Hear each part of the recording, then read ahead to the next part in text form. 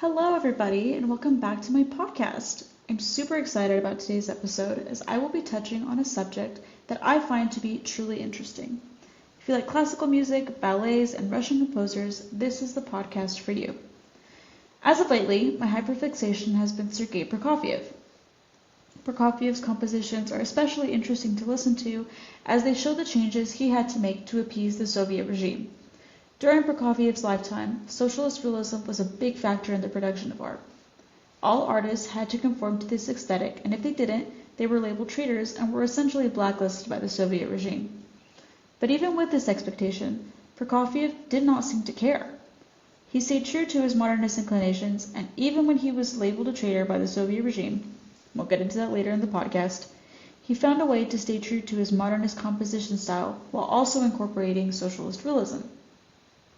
Sergei Prokofiev was a force to be reckoned with, and he was calculated with everything he did.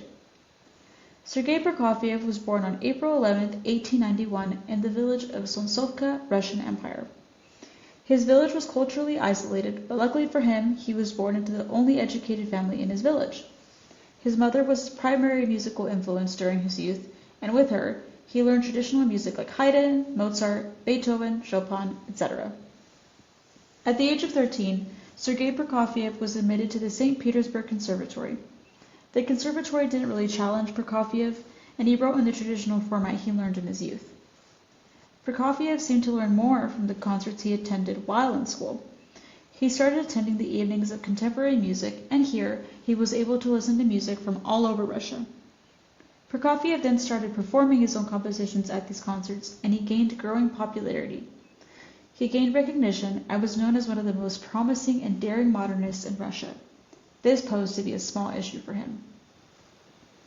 Sergei Prokofiev lived in the same timeline as the Soviet regime, and if you don't know much about the Soviet regime, they were pretty strict about basically anything and everything, especially anything released to the public.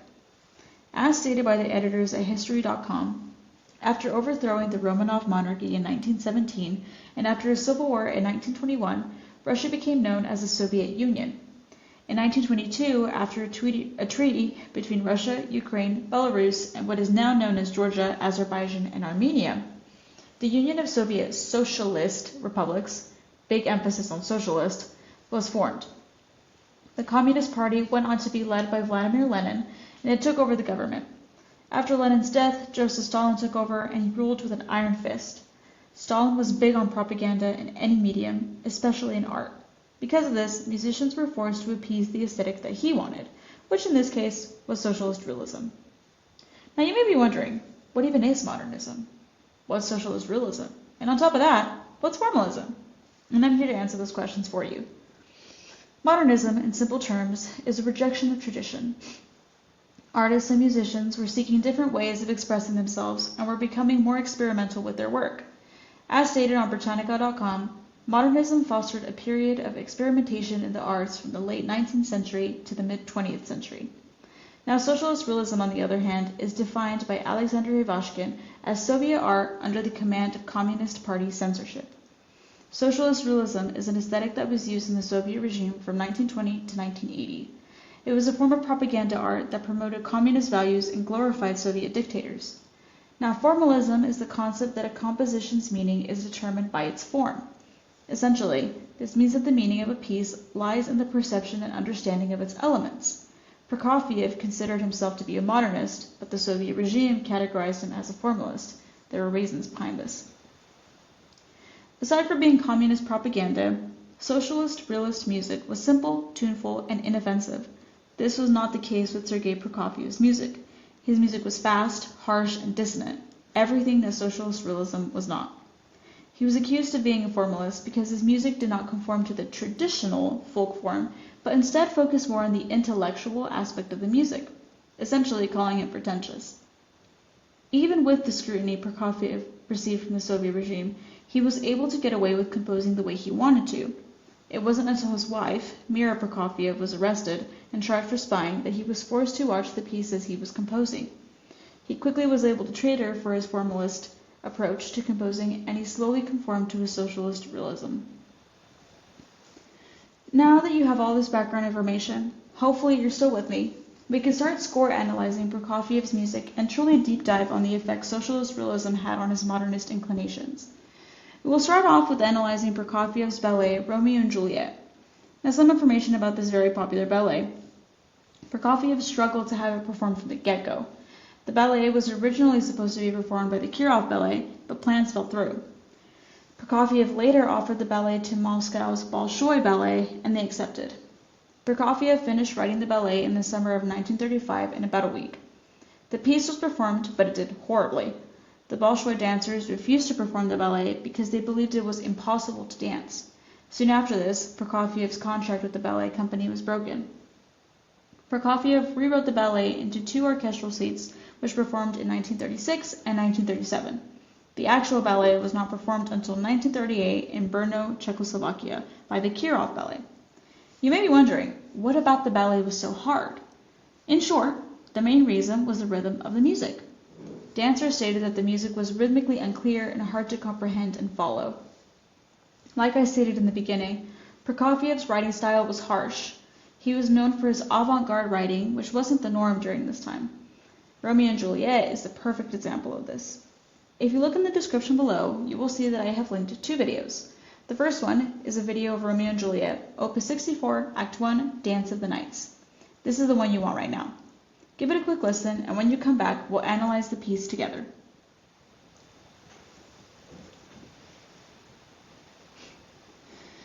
Now that you're back, sound familiar? This is one of Prokofiev's most popular works, and rightfully so, to be quite honest. Prokofiev does an amazing job at telling the story within the piece, and it's hard not to give Prokofiev his credit where credit is due. The music in this piece recounts the fateful encounter between 2 rival houses, the Montagues and the Capulets. It also recounts the moment Romeo and Juliet meet for the first time at the Capulets' masquerade ball. Musically, this piece is a treat to listen to. Prokofiev's use of dissonant harmonies and his drop from fortissimo to pianissimo back to fortissimo gives the piece an ominous, loud, and shocking feel. The pulsing brass drone in the background, alongside the harsh and dramatic string melody blocks of sound in the foreground, set a foreboding and intense scene. The high brass gives the song a sort of triumphant and pompous feeling.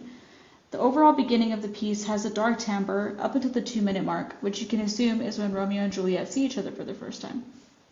The music in this section is light and dreamy and has a calming feeling to it. It sounds relatively major and has a fluttering feel to it. In the background are the remnants of the beginning melody that eventually grow to forte and come back again. The piece's texture is mostly homophonic, with the predominant melody being played by 1 or several instruments. Rhythm-wise, the piece is all over the place. It starts off fast and slows down in the middle section and speeds up again, which I can understand why dancers thought it to be difficult. If you get the chance, watch a performance of it online. The dancing is more of a waltz, but there are some steps within that are a bit confusing because they are faster compared to everything else, which you would think wouldn't really match. We will be comparing Dance of the Knights to a song from another one of Sergei Prokofiev's ballets called Zolushka. Specifically, we will be using the song Act 1, Number 3, Cinderella. This 70-minute ballet contains 3 acts and 7 pictures and 6 decorations. The libretto for the ballet was written by the Soviet playwright, librettist, and theater scholar Nikolai Volkov. The music in this ballet is eccentric, rhythmic, and lively. For some context, one of the major components of socialist realism was clear repetitiveness in music. As said by Ivashkin in Who's Afraid of Socialist Realism, there was a clear analog to the sonata allegro form. If you don't know what sonata allegro form is, it basically just means that music consists of an exposition, development, and recapitulation. You can click on the second link in the description box and listen to Cinderella, and we will analyze afterwards.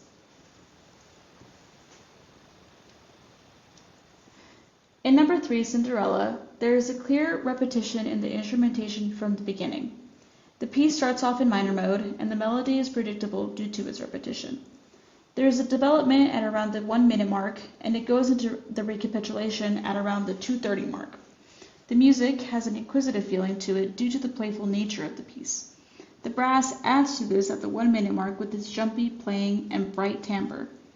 Flutes also have descending scales and intricate ornamentation that also add to the playful feeling. There are some areas in the piece that aren't all that predictable, and I consider this Prokofiev's way of adding his own flair to the music. On top of that, he was still able to incorporate his harsh writing in some instruments, like the flute and strings, without raising too much alarm. He kept the melody rather simple and added the sonata allegro form to his music to appease the Soviet regime, but he did so in a way that didn't entirely veer from the way he liked to compose. Listening to these songs, you can notice a change in Sergei Prokofiev's writing style, though the change isn't too drastic. Prokofiev was able to successfully adjust to the new guidelines he was obligated to follow. He was awarded with several Stalin Prizes for some of his compositions, and only a few of his works were prevented from being performed. Prokofiev was smart with how he did things. He made a name for himself in the West and in his country, which helped him stay safe from the Soviet regime's constant scrutiny. One thing that Prokofiev was not opposed to doing was writing propaganda pieces for the Soviet regime. This kept him in the Soviet regime's good graces for the most part. The smart thing about Prokofiev is that he was able and willing to compromise. He loved writing music, and he was willing to occasionally abandon his modernist inclinations in order to keep writing music. Well, everybody, that is all that I have for you today. I hope you enjoyed listening to this lengthy podcast about Sergei Prokofiev and how socialist realism affected his writing, but also how he was able to overcome that. I thoroughly enjoyed researching this topic, and I really recommend listening to more of Prokofiev's works. All of his music is unique, and you can hear how willing he was to keep his writing style. This will probably be my first and last podcast, but I had fun making it. Thank you guys for listening, and have a great day. Bye!